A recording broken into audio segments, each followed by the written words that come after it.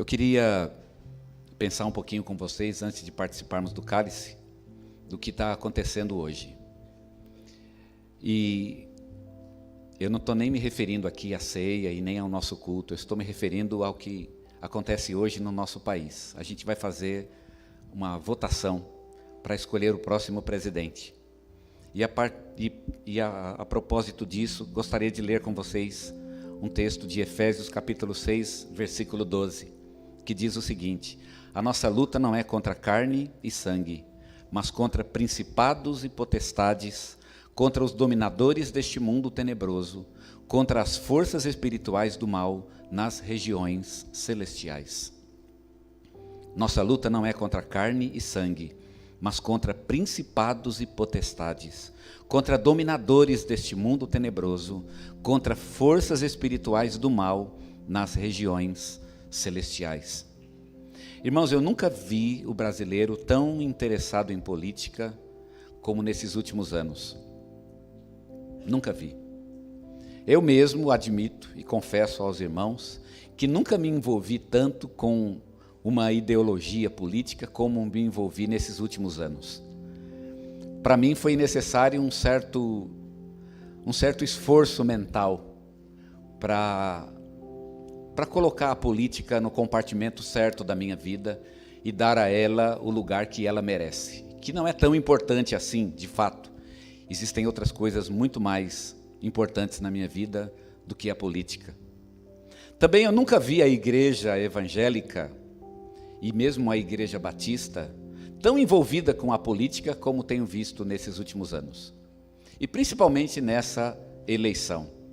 Nunca vi os pastores nos grupos de WhatsApp discutindo tanto política como eu tenho visto nesses últimos anos, principalmente nessa última eleição.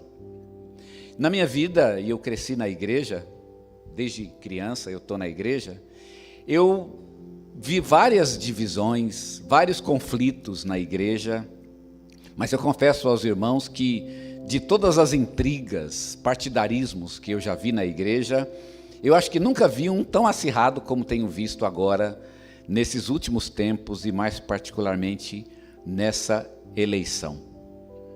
E isso eu me refiro às igrejas evangélicas e também à nossa igreja, a Igreja Batista. Nunca imaginei que um dia esses partidarismos eles seriam motivação para que a igreja tivesse suas próprias intrigas, tivesse suas próprias divisões por questões políticas. Eu sempre achei que a igreja poderia ser dividida por outros motivos. Nunca imaginei que isso poderia acontecer por questões políticas.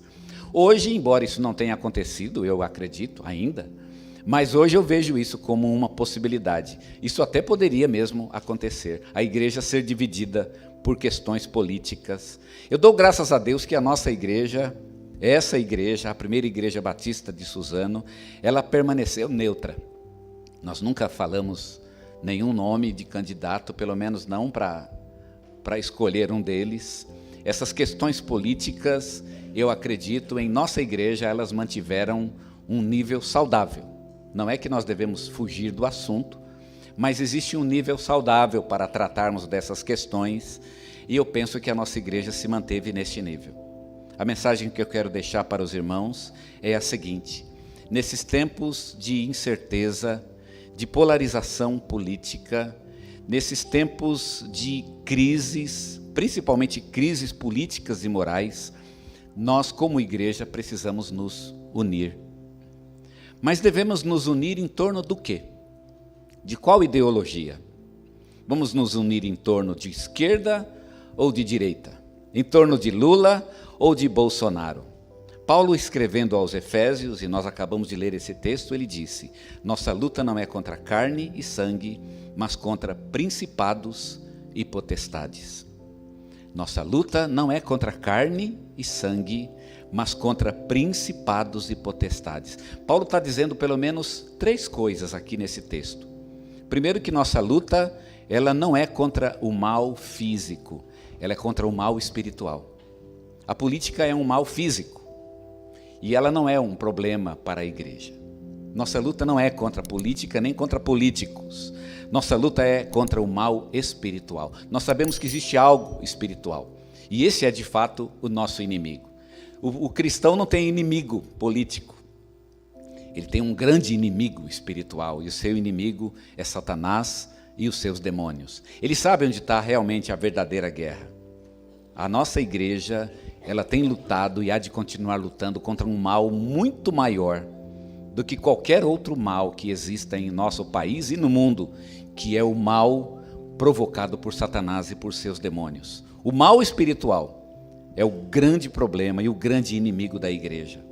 A segunda coisa que Paulo diz nesse texto é que as nossas armas, elas não são carnais.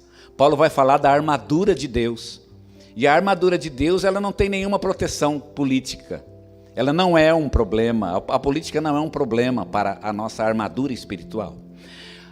A armadura espiritual, ela tem como objetivo nos proteger e nos ajudar espiritualmente. A armadura de Deus. Nós temos armas diferentes das armas do mundo, porque nosso inimigo é diferente dos inimigos do mundo. E uma coisa, a gente como igreja tem consciência e sabe, entre as muitas armas que nós temos nas mãos, o voto não é uma delas. O voto não é nossa arma. Não que o voto não seja importante, ele é. Mas o voto não é a arma que a igreja empunha, porque o voto não tem nenhum efeito contra o verdadeiro inimigo da igreja. O voto não é a nossa arma. O voto, ele vale por 4 anos. Mesmo que a sua escolha não for boa, e qualquer candidato que entre no poder não seja bom e acabe fazendo um péssimo governo, mesmo que isso acontecer, isso só tem validade por 4 anos. Nada impede que daqui 4 anos entre um bom presidente, ou um presidente pior. De qualquer modo, o teu voto, ele vale por 4 anos. As armas as armas que a igreja tem nas mãos, elas não têm validade por 4 anos. As armas que temos nas mãos, elas têm uma validade eterna. Você pode votar em quem você quiser, isso vale por 4 anos, mas a tua oração, o evangelho que você tem nas tuas mãos, na tua boca, a palavra de Deus que está em você, essas armas espirituais, a própria pregação da palavra, elas têm um efeito eterno. Elas não duram 4 anos, elas duram por toda a eternidade. Essa é a nossa arma. As armas espirituais valem por toda a eternidade. E por fim, irmãos, o que Paulo está querendo dizer nesse texto é que não apenas a nossa luta, ela é contra o mal espiritual e não o mal físico, e que nossas armas não são apenas carnais, elas são principalmente espirituais.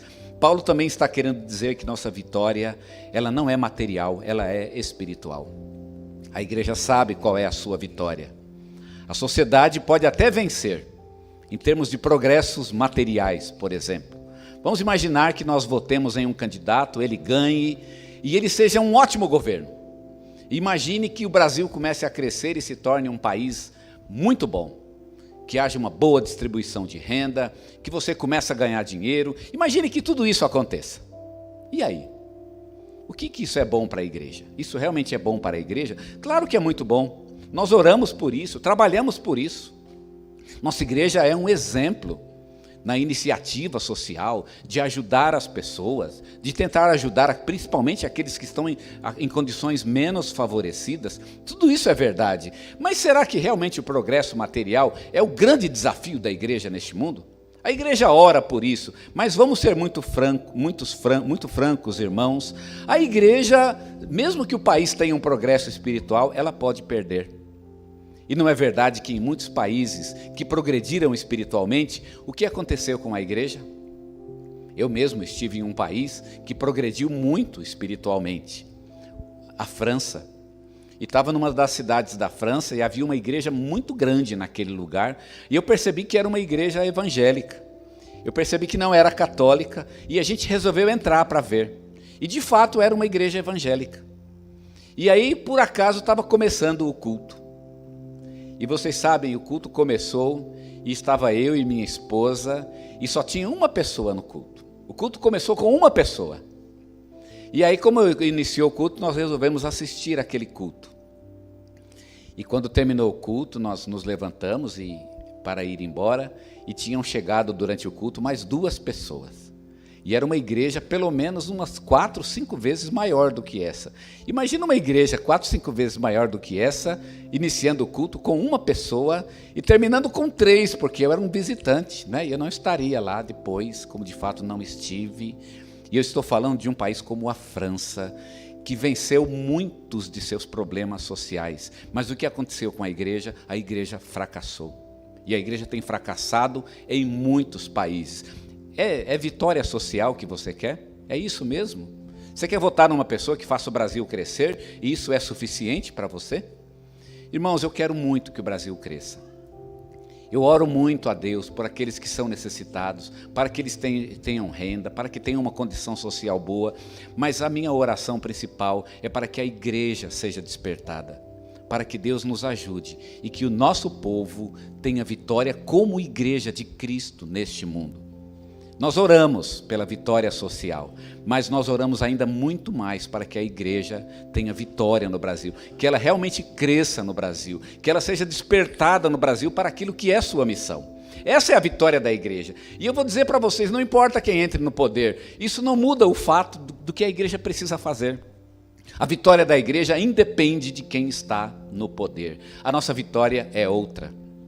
Eu vou ficar frustrado não é se Lula ou Bolsonaro estiver no poder. Eu vou ficar frustrado se a igreja não for despertada para fazer aquilo que Deus a colocou no mundo para fazer. Isso me deixa frustrado. Eu busco a vitória da igreja. No fim o mundo passa. O pecado do mundo passa. A prosperidade do mundo passa. Mas a igreja, ela permanece para sempre. Um dia não tem mais prosperidade, um dia não tem mais dinheiro, um dia não tem mais boas condições sociais. Tudo isso um dia vai acabar. E sabe quando tudo acabar e não houver mais nada, sabe o que ainda vai existir? A igreja. A igreja, ela é uma instituição eterna. E por isso a nossa oração e o nosso desejo é que a igreja vença. É isso que me frustra. Não é se entrar Lula ou Bolsonaro. A minha frustração é se a igreja não assumir o seu compromisso. Os meus objetivos são muito maiores do que os objetivos sociais. Vamos fazer o que for necessário. Não estou aqui diminuindo o problema. As obras sociais são necessárias. E nós as fazemos. Mas os nossos objetivos são muito maiores do que este. A igreja precisa se unir em torno dos seus verdadeiros objetivos.